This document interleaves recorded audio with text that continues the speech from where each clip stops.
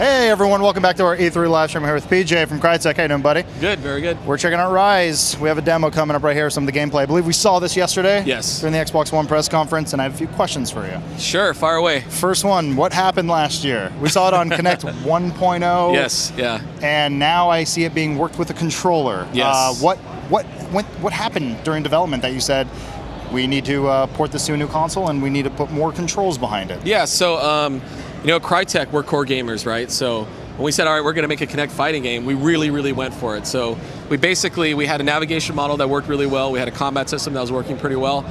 But what you find working with Kinect, and it's not anything to do with the hardware, it's really a design problem. So the issue is, I always tell everyone the same kind of example. Put 100 people in a room, you tell them row a boat, right? Everyone rows a freaking boat differently, right?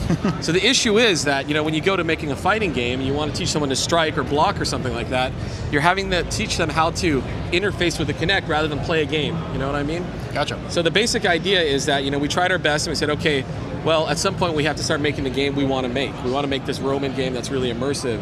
And we want this kind of, intimate, action, this intimate kind of fighting system. So basically, we made these 3 prototypes. One was full Kinect, one was Kinect plus controller, and one was just controller. And we had the team kind of go and play it. And what ended up happening was it was 30-30-30, so really, we kind of, everyone sort of liked something different. So we said, okay, well, Crytek's never made a third-person action adventure. This sounds really, good to us. We have awesome tech, let's see what we can do. Let's, challenge ourselves. And so that kind of led to the current iteration we're at right now. And honestly, it's really, game development, there is no real path, so you start out some way, you try things, it doesn't really work out, and at some point you go, okay, well, what's the game we want to make? And that was the time we shifted it, so. Gotcha. Yep. Well, for those who missed the demo, I think we're going to start rolling the footage right Cool. now, going through the demo.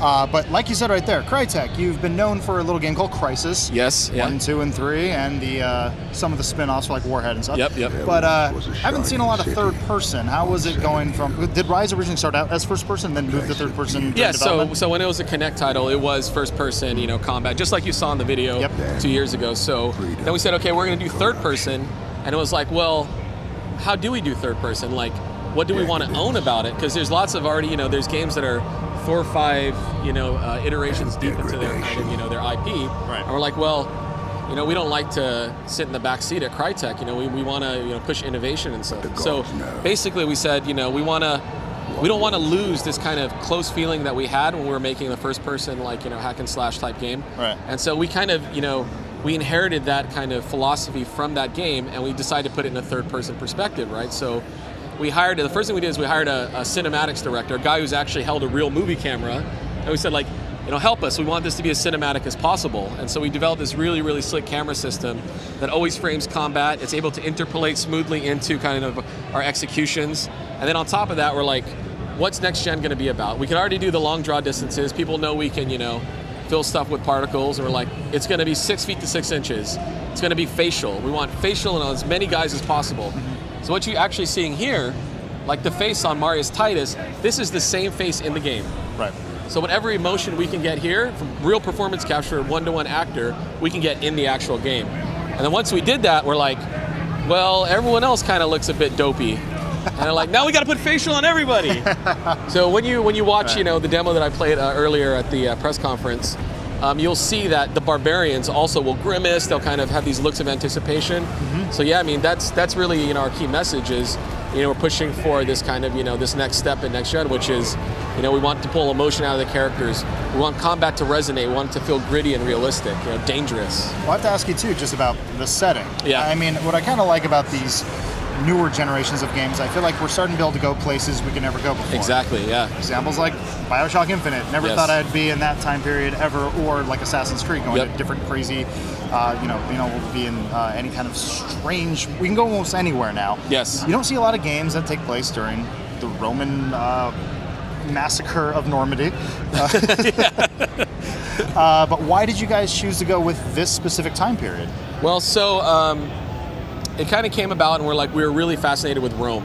Okay, so Rome, it's still a culture that resonates today with us because all of these ideals, they had the Senate, and they had Caesar, and they had all this kind of real drama and stuff like that. And so basically, when we looked at the time period, we're like, Rome, you have Spartacus, you had the Rome TV series, you had Gladiator, and it you know, as a developer, when someone says, hey, do you want to do a game about Rome? You don't really go, well, nah, I think I want to do, you know, another sci-fi type game. You really just jump on it because there's just so much material, right? So, And getting into the gameplay mechanics, reading online, catching up on everything, the very first piece of criticism was there's a lot of QuickTime events. Yeah, totally. And this is the thing that I've been trying to really stress lately is that these actually are not QuickTime events, right? We have our combat system, it's called like mashing to mastery. And the basic idea is that you can spam the button and you could play the game just fine. But if you actually get the proper timing of like hitting the deflect at the right time, you open up your enemies longer, and it eventually brings you to these execution moves.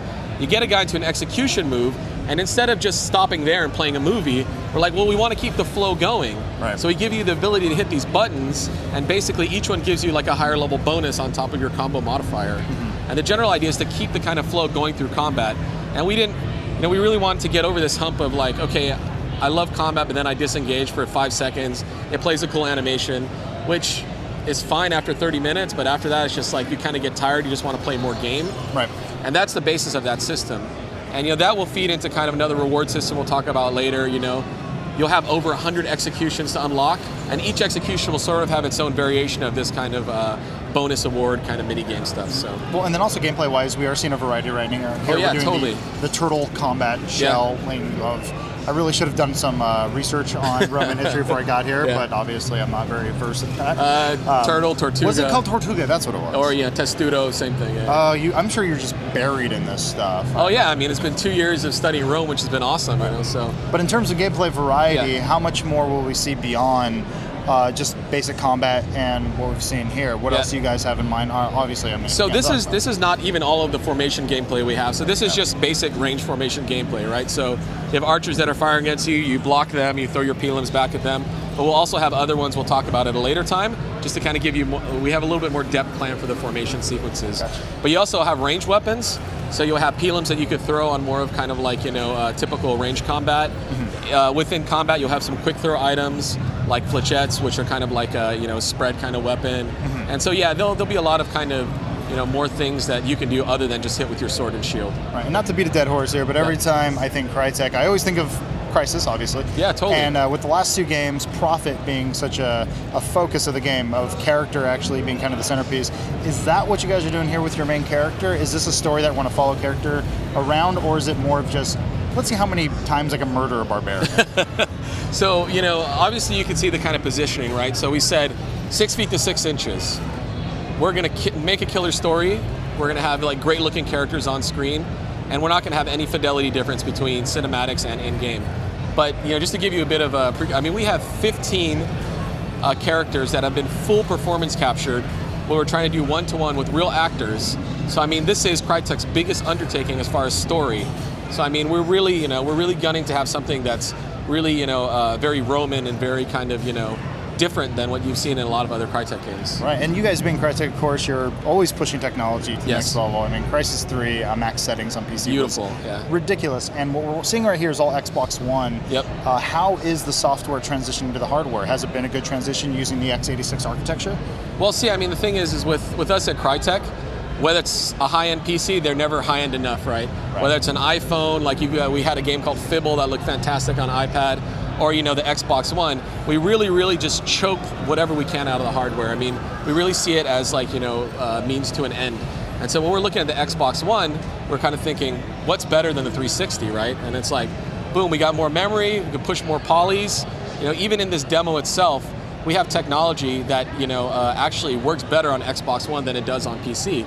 So it's we make for whatever the hardware it is. And like I was telling you before the interview, to get to where we are for E3, we burned out a lot of boxes because, that's just the Crytek thing to do, right? I've heard that story a lot of times. I actually want to see footage of an Xbox melting in someone's office someday. Just some security footage of just a small explosion. I'm not sure that'd be a good PR thing, but it's the sound of it is it's memorable. We literally melted an Xbox.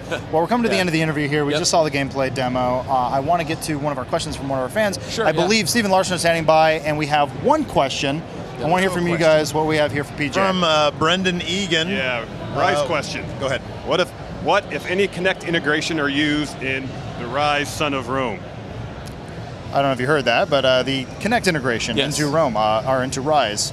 Why did I say Rome? What will you be what kind of Connect capabilities would be worked into Ryse? So, I mean, Xbox One gives us a couple of cool things. Obviously, it's Connect, and then there's a smart glass, right? So what the Connect will give you is, you saw the demo where they had the left button prompt, like, Archer's Fire. This is, your kind of the command you can use the Connect voice for. So the basic idea is that the controller, that makes me the warrior. My voice makes me the general, right? So when you're in these big fights, you'll be able to say, Archer's Fire, and your archers will actually cover you. And there's a little bit more features we'll reveal in the future, but the general idea is that the voice makes you the general. But there was still a button prompt up there, because out of a lot of testing, we found out that us as core gamers, we don't just like knowing you can say something. We want to know that there's a time where you can trigger it, at a specific time you make it happen, and so we're really working on getting that to be as crisp and clean as possible. Right. So. And what if like I'm a soft-spoken person, and if I go Archer's Fire, and they can't hear me? Yeah. Obviously, I mean, there's also some people who are mute. Yep. They play video games. Obviously, Connect is not required to play the game. Yes, right? you'll always have the button backup, right? Very cool. And so the button backup, and there's kind of a fun little mechanic that we'll reveal later on about that. But the general idea is that, we actually, like I said before, when we were doing, Connect stuff, we got a lot of learning that we're able to pull into Ryse, and that really kind of helped us go, okay, well, let's make something no nonsense, right? Let's make it actually work and function, so core gamers can go, yeah, that's a cool feature. I mean, last thing we want to do is something lame, and this was kind of the thing that we've always set out to not do, right? Excellent. Well, it's always exciting to see what Crytek's cooking up. You guys always do cool stuff. When does the game come out? We are a launch title and Xbox One exclusive. So. Very cool. PJ, thank you for stopping by, man. Appreciate it. Brother. Thank you guys for watching. We're going to check out Batman Arkham Origins right now, an interview we did a little while ago. Enjoy.